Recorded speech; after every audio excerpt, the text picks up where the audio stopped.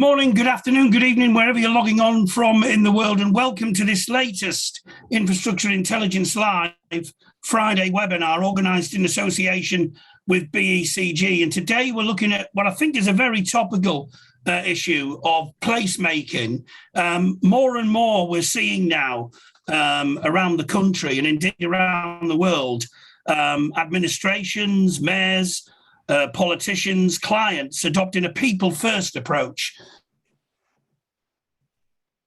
difference to local people's lives up and down the country. And I think this increasing focus on placemaking in the context of regional development poses a number of implications, challenges, and indeed opportunities for the construction and infrastructure sector. It brings into all sorts of areas like working in partnerships with devolved administration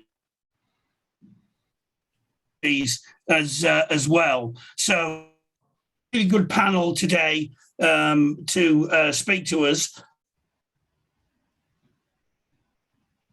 who are active in this particular area, including Arcadis, Barton Wilmore, Stantec, and also BECG. Our first speaker today is Peter Hogg, who is he is the UK Cities Director at Arcadis. Just apologies to people as well that we might have some teething troubles with the Wi-Fi at the moment. We're doing our best to actually ensure that that doesn't cause us too many issues. Peter Hogg, as I say, is UK Cities Director. He also chairs the industry ACE Places Group, an important group within the consultancy sector.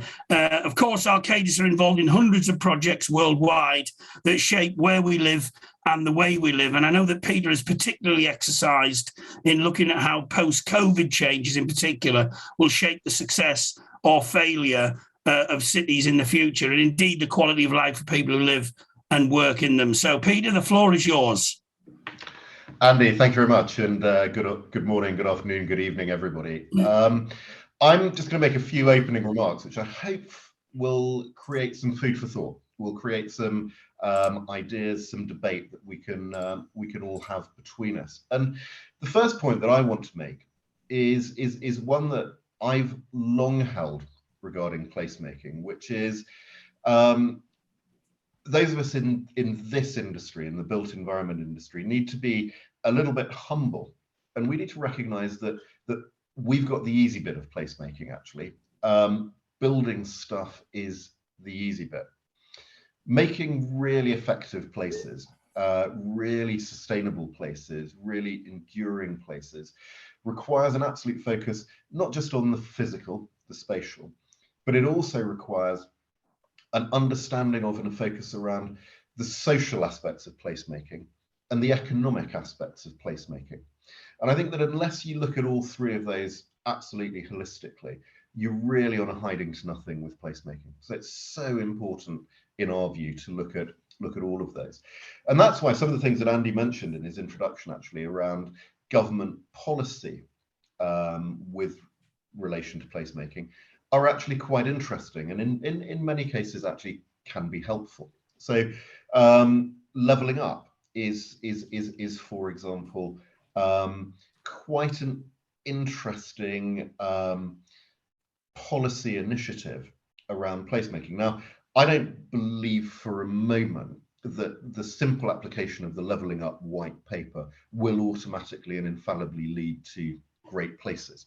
But I do think there's some interesting things in there that could particularly help focus on good quality placemaking. One of the ones that I particularly call out, and I've referenced this a number of times in articles and speeches recently, is around the focus on pride in community. And I think that's a really interesting thing to see develop in the narrative around placemaking. The idea that you're creating something not only that works physically, not only that works economically, but actually has a series of criteria that deliver that sense of pride and community. And I think it's really great to see legislation actually looking to embed that in the future of placemaking.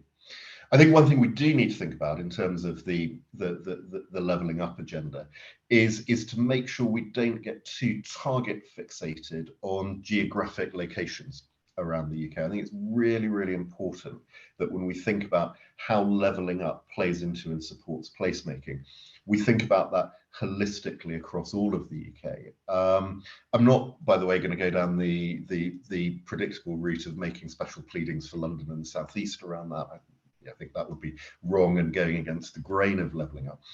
But one of the things I would call out as a for example is how levelling up could support some really, really challenged places and communities. And Andy referenced it. We recently wrote the ACE report on levelling up. And one of the things we particularly pulled out was the way in which, if applied properly, that policy could really help coastal communities as a particularly challenged area. So that's the sort of thing I think we could look at. We should also not forget a number of other useful initiatives that can help catalyse good quality placemaking. They're not magic bullets, but they can be helpful. So I'm thinking about policy initiatives such as Future High Street Fund, Stronger Towns Fund, etc. So think about how those get used. And I think also there's a really important part to play, or area to think about in terms of placemaking, around the role and the coordination of all the stakeholders in bringing together a really great place. So I think it's really important to think about what is the role of local and regional government.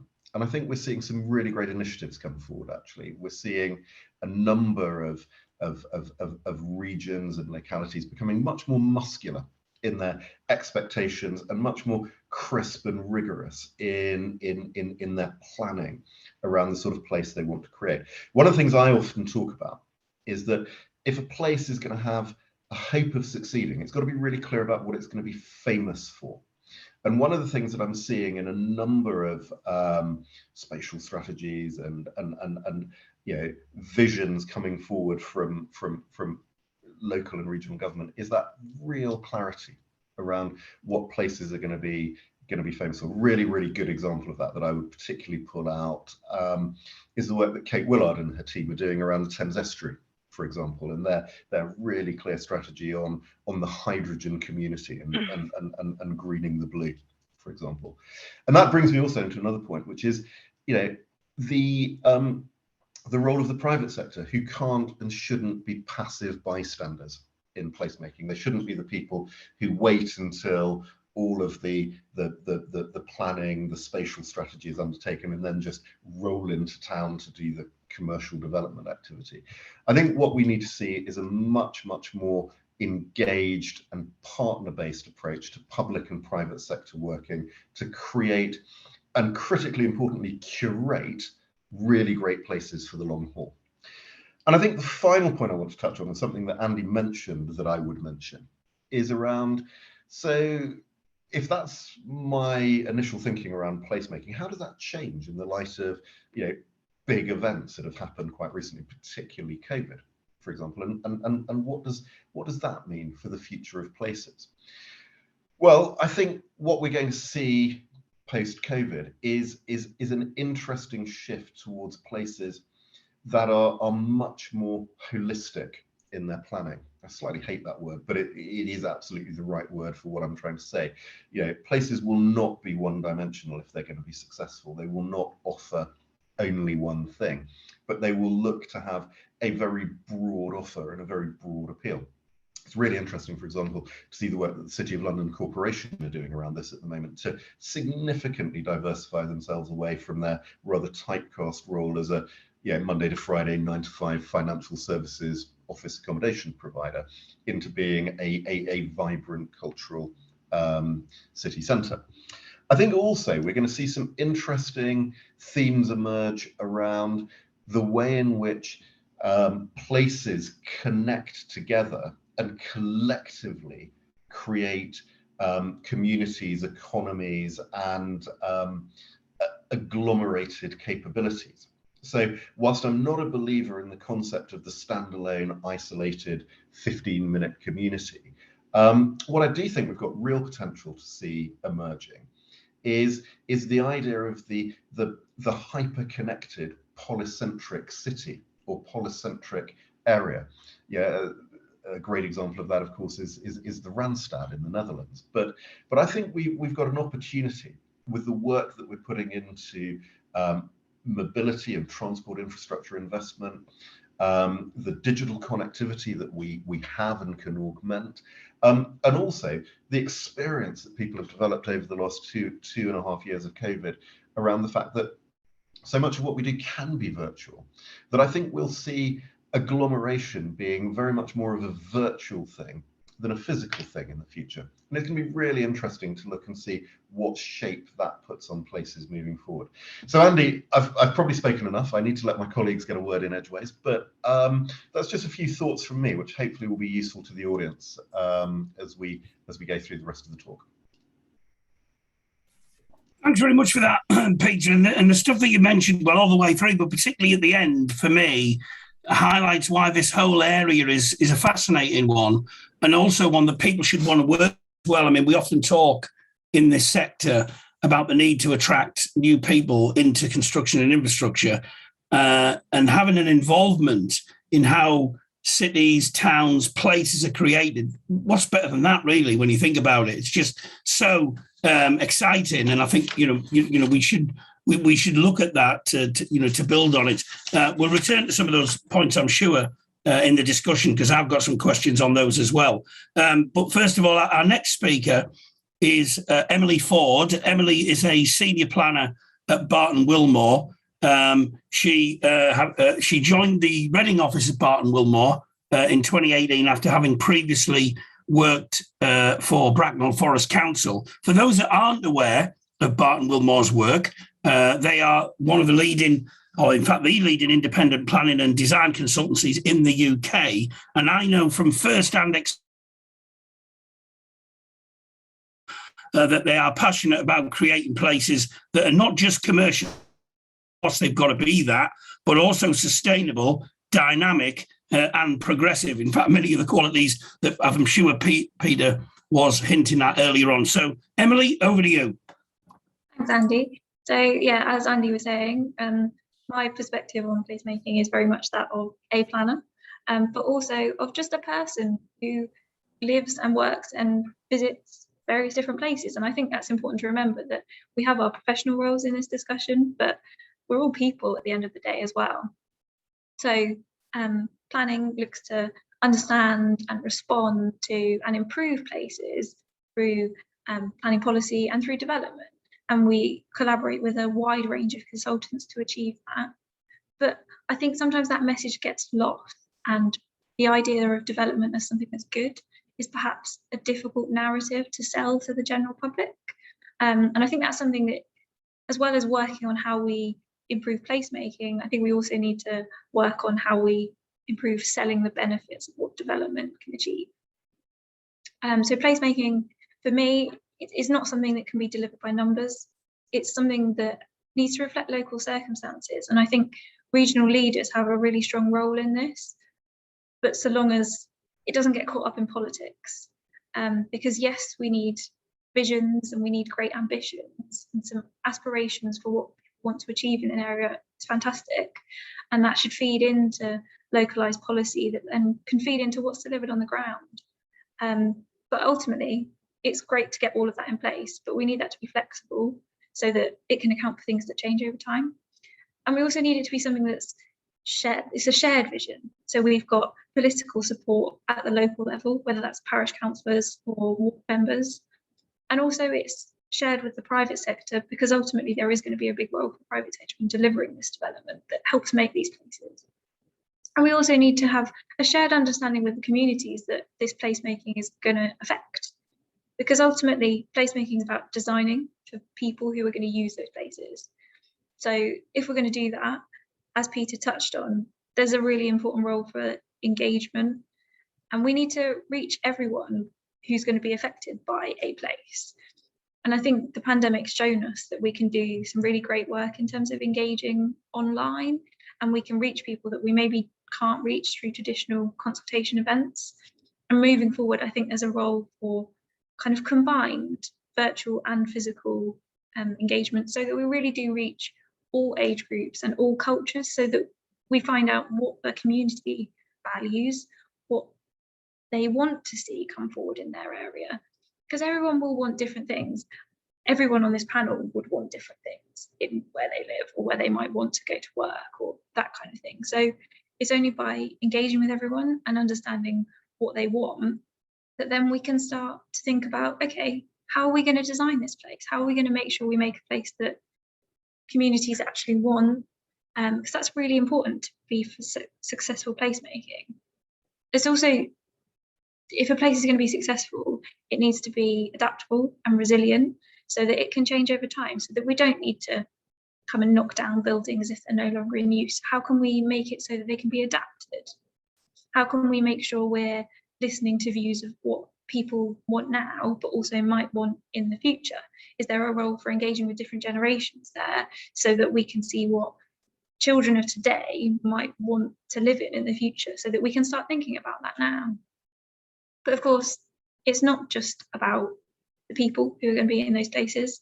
As a planner, a large part of the role is about balancing the many competing challenges and interests.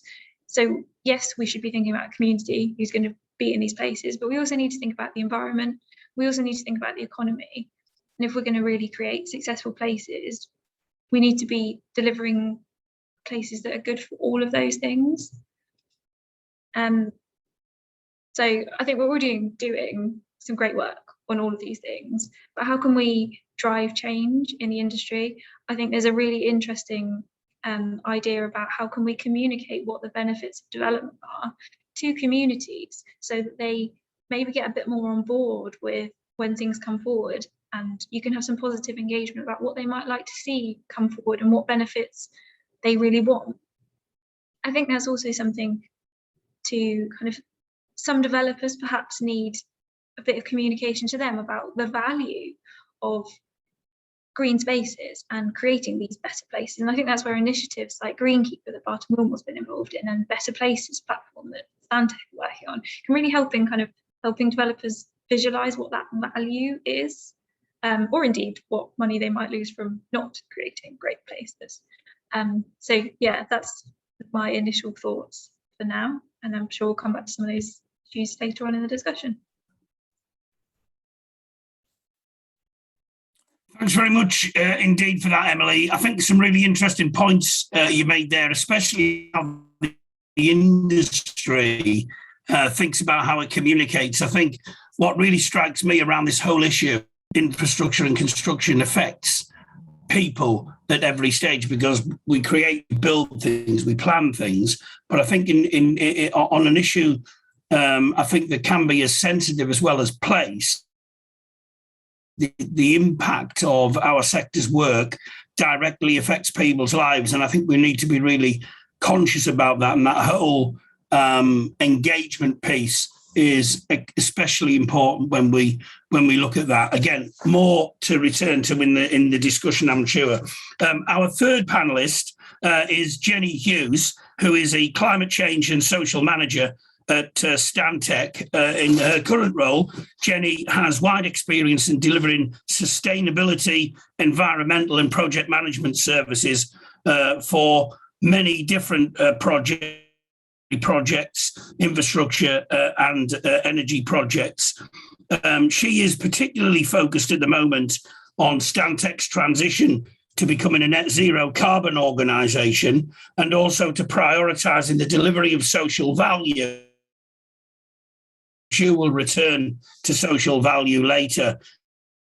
She's also currently working on the Better Places Toolkit, quite relevant to this discussion. So Jenny, the floor is yours. Thanks, Andy, and thanks, Peter and Emily. You really set the scene, and you mentioned a couple of things which I'm hoping to draw out a little bit more. So I'm actually going to step back slightly, because both Peter and Emily were talking a little bit more about engagement and delivery and how we can create vibrant places through the planning and development process. But I'm going to step back and put forward that if we're really going to achieve a people-first approach to regional development and planning, we really need to think about putting the right considerations and ambitions at the forefront of any of these plans. We've got some huge challenges facing us in the UK. We've talked about these, including the pandemic. There's a need for more housing, more jobs, less carbon, better communities, more biodiversity, better engagement. And right now, I think that we've got some glaring gaps in how we're framing our problem solving from the outset. And we're at real danger of choosing projects or interventions that lock in high carbon living and don't deliver the outcomes needed for people's lives. Peter said that we need to be humble, and we've got the easy bit with building stuff. But if we're building the wrong thing in the first place, then we're not going to end up with the right outcomes. And we need to be a bit brave, I think, in that decision making when it comes to cities and regional development. Sometimes the decision might be that we shouldn't be building something new. If we're tackling climate change, the last couple of years have largely been dominated by a discourse on net zero. It's a lot focused on reducing emissions, which is absolutely sorely needed. But what's missing in the conversation is adaptation and climate risk. It's been left behind, it's being forgotten. A recent study found that only half of local authorities have adaptation plans in place. And when you look at the data and projections, we're facing potential temperatures of 40 degrees in the south, lots of urban areas facing high, sometimes acute heat risks, and extreme flood risks to numerous local authorities. And this affects vulnerable people worse. The climate impacts disproportionately affect those living in areas of social deprivation. And if we're not considering this in the first place, then how can we be making the right decisions to develop our cities and our city regions? If we take this planning and this climate change topic back to planning and development, this example really shows that the realm of planning needs to have different voices at the table. We need to approach it in a people-focused way. We therefore need better consideration of scientists. We need systems thinkers at the table. We need to expand the use of digital analytics. On the other hand, we also need psychologists and well-being experts to ensure that we've got inclusive representation of communities. The good news is there is, of course, some really good examples of this longer-term thinking in terms of planning. The Future Generations Act in Wales is seen as setting the bar and requiring public bodies to act today for a better tomorrow. One question or suggestion I'd put forward is, do we need a future generation commissioner in our cities? Or do we need someone to be ensuring that they're playing that role? And in Emily's words, not getting caught up in the politics. The use of the Sustainable Development Goals is another great example of progress. The Sustainable Development Goals can set a roadmap to tackle big challenges in a clear and really accessible way for all people. They focus on quality education, life on land, good health and well-being. These can and they are being used at city level to set priorities. The Social Value Agenda and Act is making great strides in ensuring that these broader social considerations are prioritised through infrastructure and construction delivery. However, it's a bit piecemeal at the moment, and sometimes it's being applied too late in the process. It's sometimes used as a stick to ensure that construction is being delivered responsibly in a local area, rather than if we look at it and put it at the forefront of decision making, it could ensure a people-centered approach. It could ensure effective engagement and good use of data and information to understand what communities want and what they need. So in the last decade, we've seen huge strides in understanding well-being and the impact of the built environment on people. We've seen huge strides in understanding climate science and the risks that our cities and our countries facing. We now need to ensure that the frameworks, the plans and the policies for cities are putting these issues at the heart of regional development. We need to ensure that these processes are agile, that they can be revisited and reviewed, they're adaptive. And we need to make sure that we're not quickly jumping to solutions that aren't really going to deliver the outcomes needed for people and our planet. And that's it from me. Thanks very much indeed for that. Again, some very relevant points, I think, raised there, particularly around the climate and social value agenda, which I do want to return to the issue of social value in the discussion, because I think it is quite central to this particular issue of placemaking. But Jenny, thanks for the points that you raised there, and we will come back to those in the discussion. Our final panelist is Max Camplin, who's a director of BECG, the Built Environment Communications Group. He heads up BECG's London team, where he advises in the capital and around the south of England, and I dare say beyond, providing political and planning to key organisations like British Land, Blackstone, Inland Homes. I'm sure the list is endless. And Max's expertise, particularly retail, commercial and residential developments around the country. I'm really looking forward to hearing what Max has got to say. So Max, over to you. Thank you, Andy, and thanks everybody else. I'm last up, so I apologise for any repetition because some of the things that people have said are things I wanted to pick up on. I'll start with falafel because that's something that no one has mentioned, because I was eating it yesterday and thinking about the nature of infrastructure and how it relates to place. And I think if you consider the falafel the place, it's deep fried, it's attractive, it's appetizing, it's the thing and the place where you want to be. But it's what makes that possible. It's the thing that you don't see, that you don't recognize, that make the way we live our lives better and much easier. And that's the humble chickpea, humble, to come back to one of Peter's words. So I think just in thinking about infrastructure in place, we can talk about infrastructure in sense of, grand parks and or public spaces or indeed buildings. But I think it's also those building blocks of what makes a community work that we don't necessarily see and people don't necessarily think about. I think placemaking, Peter again touched on this, extraordinarily broad as a term in respect of what it covers. I think it's overused and it's ascribed in many cases to projects that don't deserve that tag. But really, it's about searching for the silver bullet of community, which is something else that's been mentioned. Places where people care about each other and they care about the space around them. I think that the key to it, if I was to try and summarise, is twofold. I think the first is the politics, and particularly the role of political leaders in shaping and leading their areas. And then the second piece is around community. I think if we start with the politics for the moment, it's absolutely vital to place. We need more devolution for regions and cities across the UK. We need political leaders in those areas who have a greater connection and accountability to their communities. And that politics needs to lead. We talked a little bit earlier about the importance of vision in helping to drive forward place. I think you can take examples. Peter gave one, I'd give another, which is Ben Houchin and Teesside and the work he's done.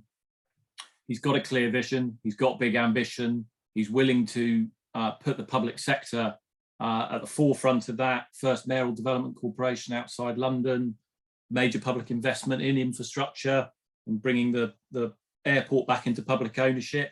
But he's also doing that while leveraging private investment.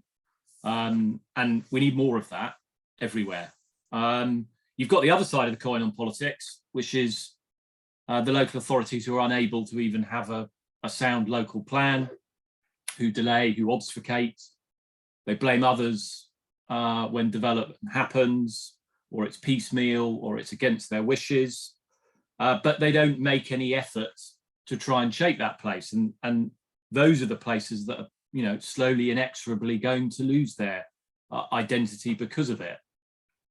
For the sector, it's obviously the former, where you can partner, where you can have some confidence, where you can work collaboratively, perhaps where there's much more opportunity for front loading. I think Emily talked about communicating the benefits of development. I think that's absolutely right, but I also think it's demonstrating early on with front loading the benefits of development, and that's much more easily done given commercial constraints when the public and private sector are coming together. I think for that second category of area, I wouldn't waste your time. There are some places which just don't want to engage in the shaping of their communities, and they're not interested in partnership.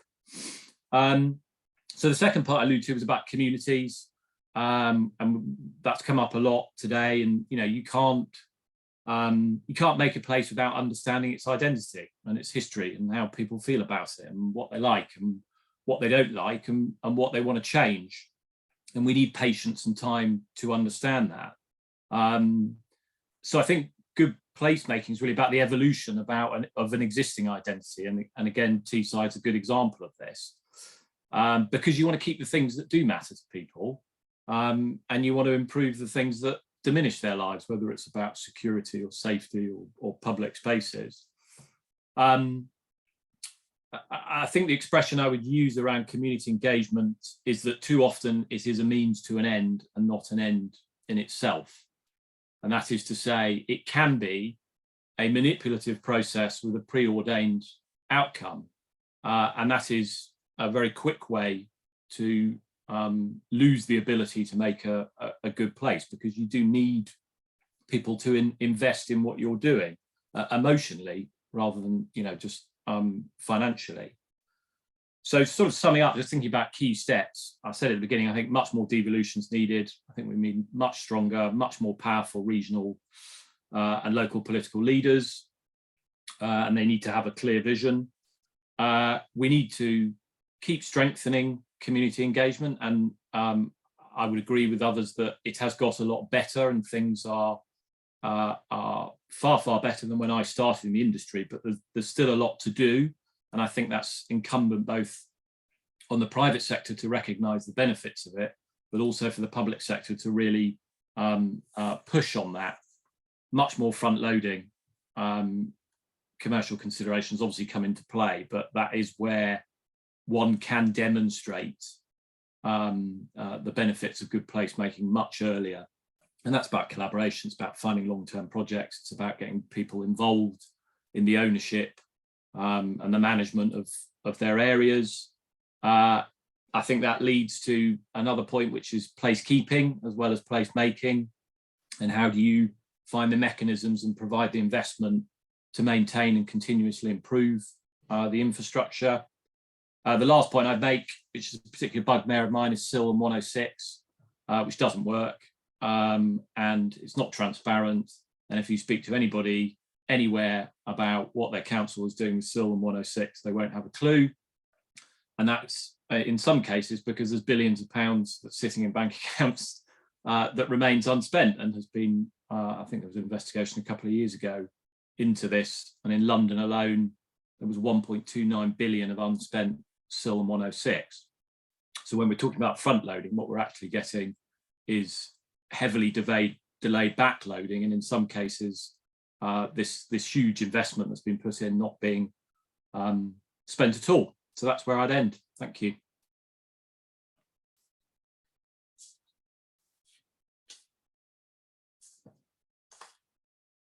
You're on mute, Andy. First one of the day. Interesting one at the end as well, that you talked about transparency and the whole Section 106 discussion, and the community infrastructure levy as well. I think there is obviously some stuff to pull out of that as we move forward, because obviously a lot of that is where the funding actually comes from as well. I think there's a lot to chew on here, and I want to kick off with a question that I'm going to initially direct at Peter, and that is, we're looking at placemaking. Do we think it can really be achieved with the concept of a global village? So, is it not the case that the movement of people can potentially negate the concept of feeling connected to places? What's your view on that? Yeah, so it's a very interesting point, and I think as we watch the deeply troubling events unfold in Central and Eastern Europe at the moment, this will be very, very foremost in our minds. How do those 3.5 million displaced people find some sense of place moving forward? I think this is where the issues of community absolutely come to the fore, and where we also have to think very, very closely about the way in which we use interaction and modern forms of connectivity like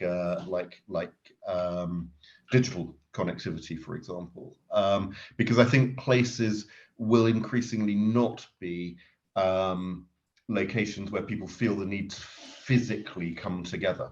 So a successful place can be a place where people can connect around an issue, a topic, a group of like-minded people, so that the place is effectively a recognized center or home or touchdown point for a much wider diaspora. And I think we'll see much more of this, and places, the physical representation of place, will have to respond to that much more than simply assuming that everyone who feels attached to that space will physically arrive at it. Thanks, Peter. Emily, what's your view on that point? How do we really get people to feel connected, when we're developing some of these new places as well? Is that something about the engagement piece that we're undertaking? Yeah, for me, the engagement is key, really. That, as Peter said, there's lots of people who will engage differently with a place. So it's kind of understanding what different people want from a place, and then designing something that responds to what everyone wants. Like, for example, that I've been working on a project in Didcot where it's near the train station, and we want to improve accessibility there. So yes, we can look at it in terms of people coming off the train, where are they going to go? But we've also engaged with the local cycling groups who are passionate about improving the cycle connectivity in the area, and we've seen what the real issues are for them, so that we can then try and improve that for them, and we can work with the relevant landowners to try and do that. So I think it's understanding what everyone wants and then trying to work with that. Thanks, Emily. There are obviously a number of different stakeholders that need to be consulted with on this issue. Obviously, the whole planning area is key. Is it the case that planners are thinking in a more joined up way to develop all areas that make up place? For example, is housing considered infrastructure, and should it be in that respect? And I'm going to just ask Jenny what her thoughts are on that first, and then Max. So your question being, should housing be considered as infrastructure? Yes, and are we thinking in a joined up way? Because there's obviously loads of different stakeholders to bring into this conversation. Yeah, I think absolutely housing should be considered infrastructure. If we're looking at a place and trying to figure out how we can improve it or how we should consider it, then we need to look at it holistically. And I know that someone else used that word, and it is a bit of a problematic term, but if we're making any change in a community, so say, for example, if we're looking at delivering a high quality development and there's lots of existing housing nearby, then it's really important to look at what facilities might be there or might be missing or might not be incorporated within that housing, for example, to inform what infrastructure we should be providing for that community in the future. Okay, thanks. You mentioned in your contribution about the politics of the situation. And you talked favourably about what was happening down in Teesside, a place close to my heart because I was born in Middlesbrough. I'm actually going to visit that former steelworks site in a couple of weeks' time, and I think I'm going to be meeting Mr. Houchin as well. Obviously, there's a hell of a lot of transformational work going on there. It's obviously difficult for regional development not to be a partly political issue, but how do you think it can cut through local politics in order to actually get things done? What's your view on that? Well, I think it's probably the same argument for having sort of regional planning as opposed to just local authority planning. It's that you are able to create a vision across a wider area and consider things like infrastructure and where things go in the round. I mean, local authority boundaries are completely arbitrary. A line is drawn down a road. On one side of that road, there's a street in Wandsworth. One side of the road is Wandsworth, one side of the road is Lambeth. They're exactly the same houses, paying completely different council tax rates, but that's another political matter. And So I think it's the power of having regional political figures is to be able to cross those arbitrary boundaries, because infrastructure isn't just about the 20-minute neighbourhoods, as Peter alluded to earlier. It's much wider than that. I think where you have strong political leadership, you are much more likely to get good places. And I think we can see that in places across the UK where the political leadership is weak, where local authorities are unable to plan development. It's piecemeal, it's unpleasant, and they don't get the places they want. Thanks, Max. I mean, just sort of building on that, I mean, obviously, I think our sector historically hasn't got involved in the political process per se, but I think increasingly the sector is rubbing up against politics in all kinds of different ways. I personally think that the sector needs to be more engaged with some of these decision makers, indeed advising them better on the kind of things that, you know, that could be done, that should be done. I mean, I don't know what Peter's view is on this. I know that Arcadis are quite vocal, particularly in the city space, of basically bringing out, papers, very much engaged with some of the key leaders around the world. I mean, do you think we need to be more engaged as a sector in that political process, Peter?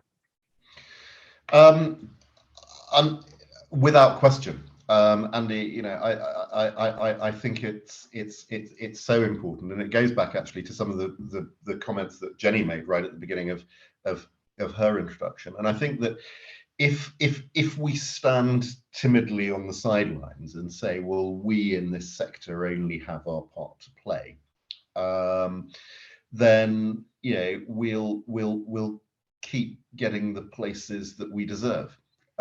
Frankly, I think that it is important that the wealth of knowledge, research, understanding that organizations in our sector undertake is used for the benefit of our politicians and decision makers, so that they can make good decisions. I think otherwise we're asking people who in very many cases will be highly capable, highly intelligent, highly motivated, but essentially professionally inexperienced people to kind of make it up as they go along, and that's no basis to get to a good outcome. So, sorry, long-winded way of saying absolutely we should be absolutely front-footed in that engagement, and we at Arcadis, and I know others, Barton Wilmore, Stantec on the call, are equally engaged around this. Jenny, what's your view on this? I saw you nodding your head vigorously there a couple of times. What's been your experience in this area dealing with politicians and other decision makers?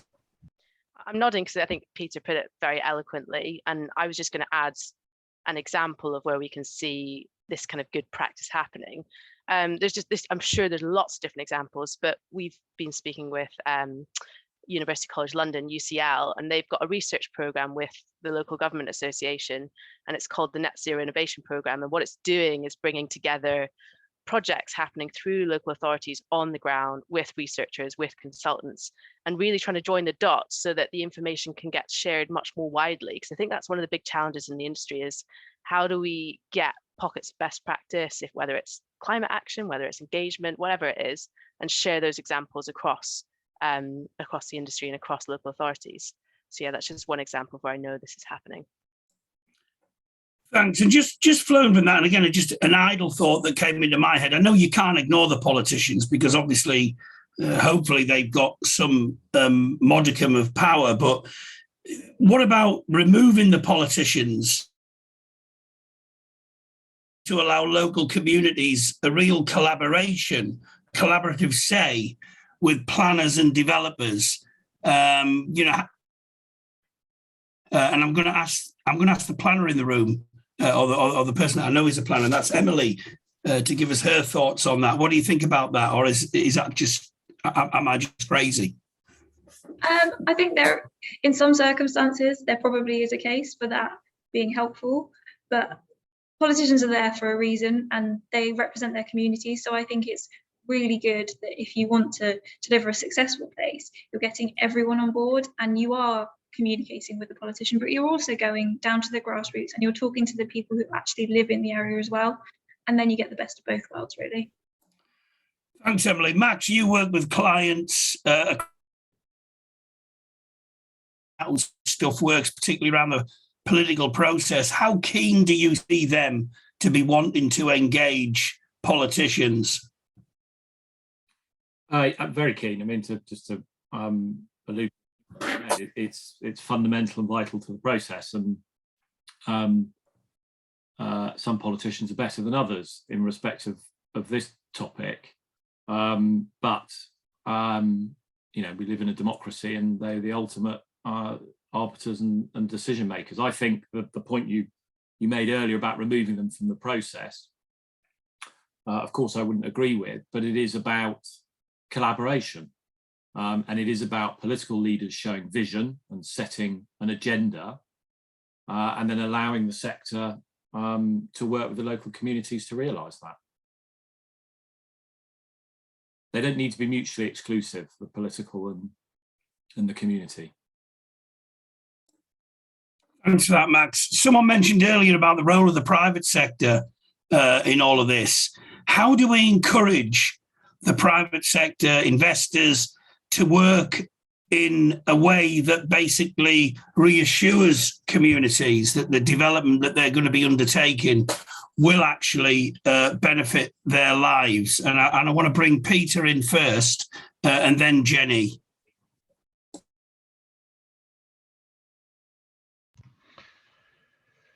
Sorry, just struggling to come off mute there. So how can we ensure that sort of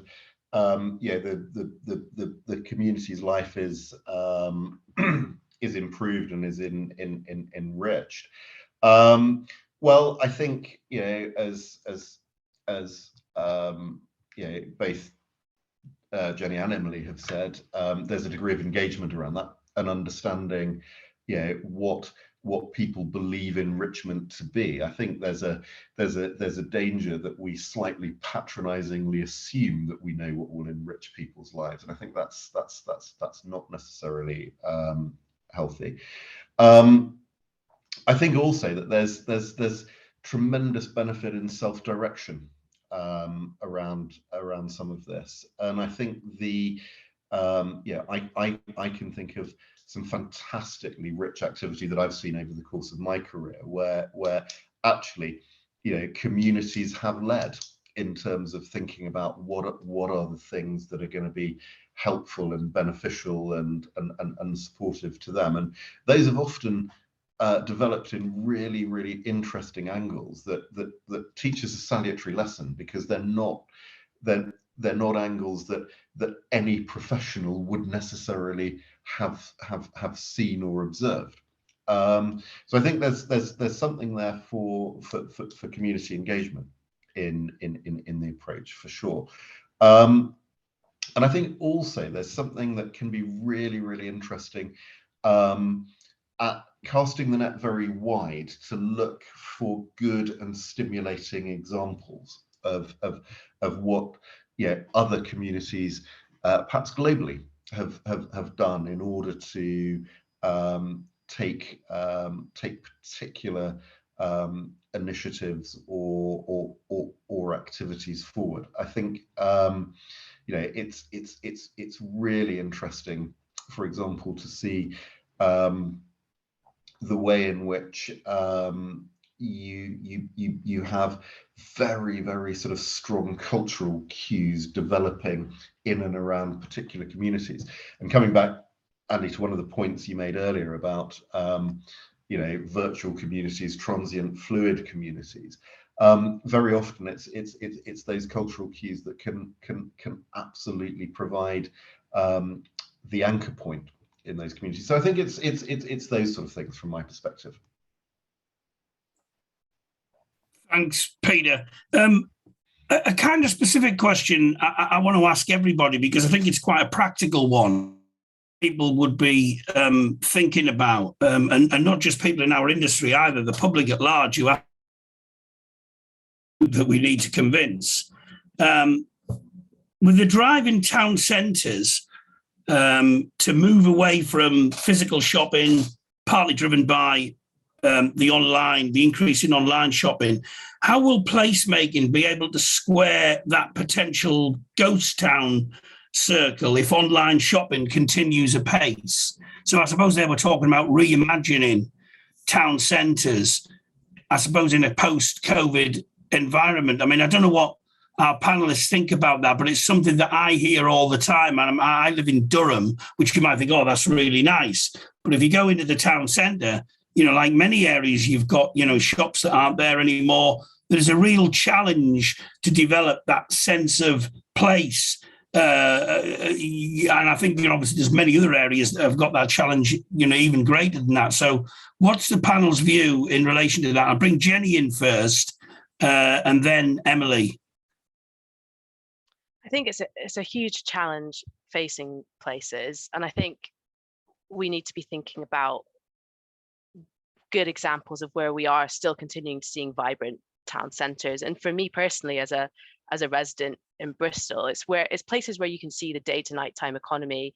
You've got a whole range of uses. You've got facility spaces for people to work, for people to play. So it's really taking the emphasis away from it being a retail only area and recognizing the wider benefits of these areas. You need to let local organizations get involved in that as well. That quite often can add the sort of the life and soul of a place. Councils obviously have a great role to play. If I think about some of the really active spaces in Bristol, it's because they're allowed to have community events and people gather and use them in different ways. So that's just one observation from me. And a recent project, which I think it could have some really interesting findings for this challenge. There's a big research project around community consultation, and people talk today about the challenges of purely looking at a project and engaging on it. This is looking local authority wide, and it's getting people to use digital consultation and map what they value about an area. It's at its early stages, but I think in the next couple of years, it could have some really interesting findings from people about what they value about their local spaces and how they can use them. So yeah, a couple of thoughts from me on that. Thanks, Jenny. Emily, your reflections on that?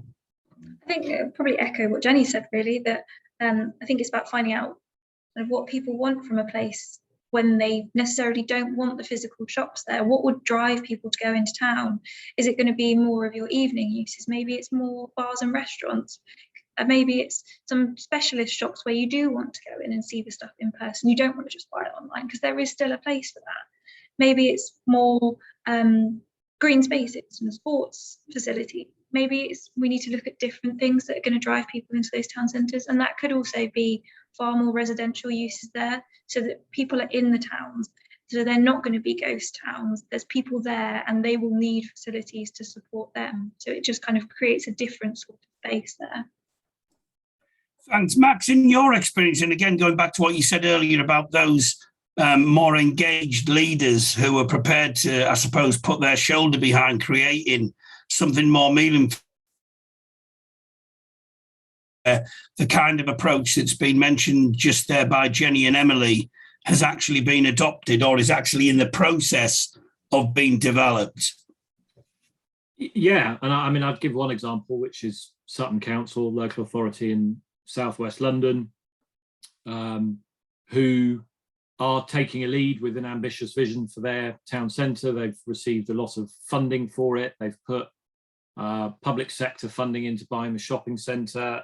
Just recently, they've purchased other tracts of the high street. They've opened co-working office space. They're looking at cultural and leisure uses, because they're trying to proactively, working to a vision, change this the environment around their high street. And I think, I mean, I'm less worried about the future of the high street, because I think we've had a very significant, fast moving shift, which has been exacerbated obviously by the last 2 years. But I just think it means it will change the nature of them. And as Emily said, there will be other things. There will be leisure, there will be food and beverage, perhaps more pedestrianisation, more public realm, more parks. But I think I think the future of the high street town centres is a bright one, but it will take a bit of time and a bit of political leadership to make it happen. Thanks, Max. I want to finish off with a question directly related to promote this sector of ours, and that is, how does our sector, how does the construction and infrastructure sector better position it to go to when it comes to the issue? Vocal enough? Are we talking about these issues enough, not just amongst ourselves, but crucially to the public as well? And I'll start that one off with Peter.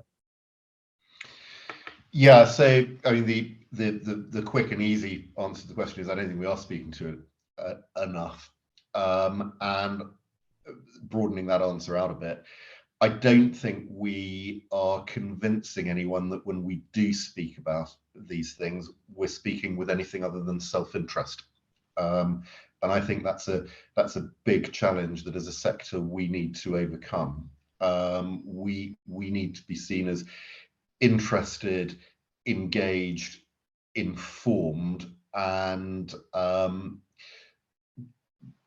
community and societally committed professionals who are working with a genuine intent to create better quality places. Now, a lot of good work is going on around that, but I do think we could crispen up our narrative a great deal, and that requires a certain discipline from the profession. So we've got to be very, very careful that when we bring our thought leadership, when we bring our perspective forward, we don't feel, it doesn't look as if we're going against the grain of public and government thinking simply in our own interests, but it is genuinely us bringing our knowledge and our experience to bear.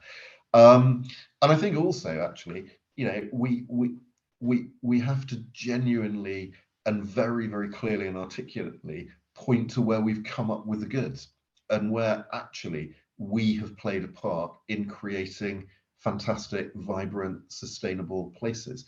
When we do that, then we can aspire to having the level of public credibility and confidence that, for example, our colleagues in the health sector might enjoy.